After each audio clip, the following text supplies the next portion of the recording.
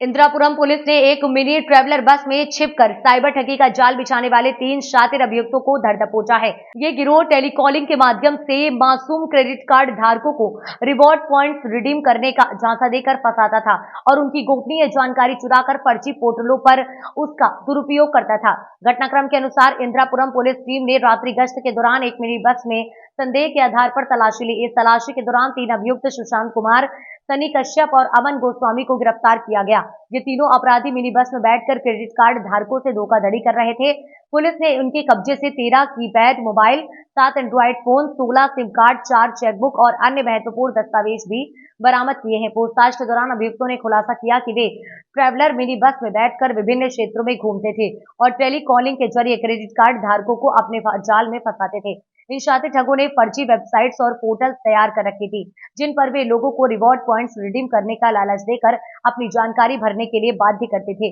इस तरह ये लोग क्रेडिट कार्ड धारकों से संवेदनशील जानकारी प्राप्त कर लेते थे और उसे ठगी के मकसद से इस्तेमाल करते थे।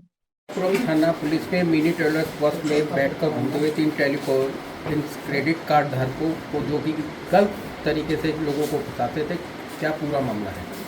देखिए, अपराध और अपराधियों के विरुद्ध चलाए गए अभियान के तहत गाजियाबाद कमिश्नरेट पुलिस द्वारा इंदिरापुरम पुलिस जब रात्रि गश्त कर रही थी तो उसी दौरान इनको 5/6 की पुलिया ग्रीन बेल्ट पर एक टेम्पो ट्रेवलर मिनी बस आते हुए दिखाई देती है। उसमें कुछ संदिग्ध प्रतीत होने पर जब पुलिस टीम द्वारा इनको रोका जाता है, इनसे पूछताछ की जाती है, तो इनके द्वारा ये बताया जाता है कि ये लोग एक जालसाजी का काम कर रहे हैं।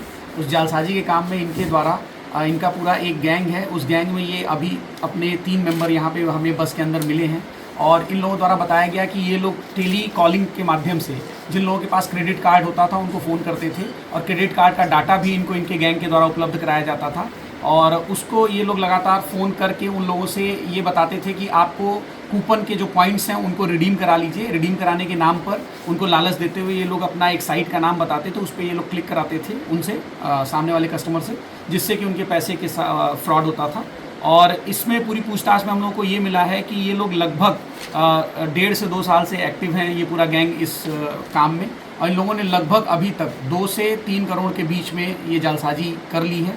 और इस गैंग में और भी मेंबर्स हैं जिनके ऊपर हमारी टीम काम कर रही है और जो पूछताछ के दौरान इनके गाड़ी से बरामद सामान है वो लगभग उसमें 13 कीपैड मोबाइल फ़ोन है, 7 एंड्रॉयड मोबाइल फ़ोन है, उसके साथ साथ लगभग 30 बैटरियां हैं, उसके साथ 4 चेकबुक हैं और इसके अलावा हमें इनके पास से एग्रीमेंट पेपर मिला है, जो किराए का एग्रीमेंट पेपर होता है, जिसके आधार पर ये पैन कार्ड और आधार कार्ड बनवाते थे और उसके साथ साथ इसी के आधार पर वो बैंक अकाउंट खुलवाते थे जिसमें कि वो पैसे जाते थे जो ये लोग फ्रॉड करते थे। गिरफ्तार लोगों के नाम क्रमशः सुशांत कुमार है, जो कि मूल रूप से तिरुवनंतपुरम केरला के रहने वाले हैं और वर्तमान में नंद विहार दिल्ली में रहते हैं।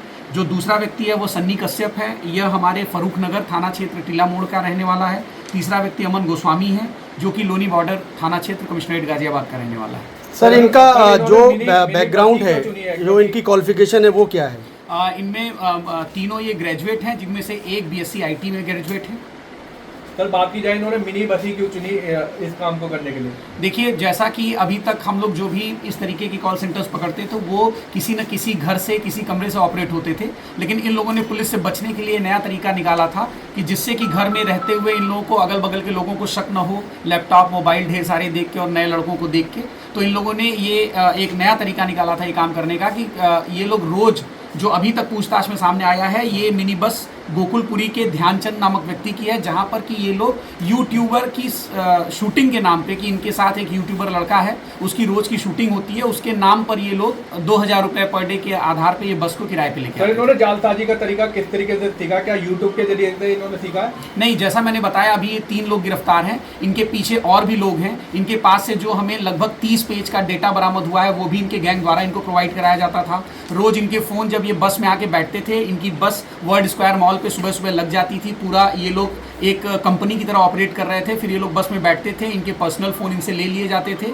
और इनको एंड्रॉयड और कीपैड वाले फ़ोन इनको प्रोवाइड करा दिए जाते थे, और जब इनका काम खत्म हो जाता था तो पुनः इनके प्राइवेट मोबाइल वापस कर दिए जाते थे। सर इनका आपराधिक इतिहास क्या है, पूर्व का कुछ? आपराधिक इतिहास अभी हम खंगाल रहे हैं इनका, और इन लोगों ने कितने लोगों के साथ जालसाजी की है, कुछ तो हमें इनके मोबाइलों से हमें डेटा प्राप्त हो गए, बाकी हमारी टीम इस पे आगे कितने लोगों को चूना लगा चुके हैं सर अब तक? जैसा मैंने पहले भी बता दिया है आपको कि लगभग ये अभी तक 1.5-2 सालों से काम कर रहे हैं, और इनके जालसाजी की रकम करोड़ों में है। सर जिस प्रकार से में कितने मेंबर हैं और मास्टरमाइंड कौन है सर? देखिए अभी गिरफ्तार फिलहाल 3 हैं, लेकिन मेंबरों की संख्या इसमें अधिक है जिस पे हम काम कर रहे हैं। सर जिस प्रकार से ये फ़ोन का इस्तेमाल करते थे, उसमें सिम डाला करते थे, वो सिम किसके नाम पर इशू कराते थे, और क्या आप लोग जो सिम विक्रेता है उसके ऊपर भी कुछ कार्रवाई? देखिए जैसा मैंने बताया, ये हमारे इन्वेस्टिगेशन का विषय है। अभी ये लोग कल रात में ही 10 बजे पकड़े गए हैं, और हम लोगों ने जितनी इन्वेस्टिगेशन की है और जो आप लोगों से शेयर करने वाली चीज़ें मैंने शेयर की हैं, बाकी हमारे इन्वेस्टिगेशन का विषय है, उस पर हम काम कर रहे हैं।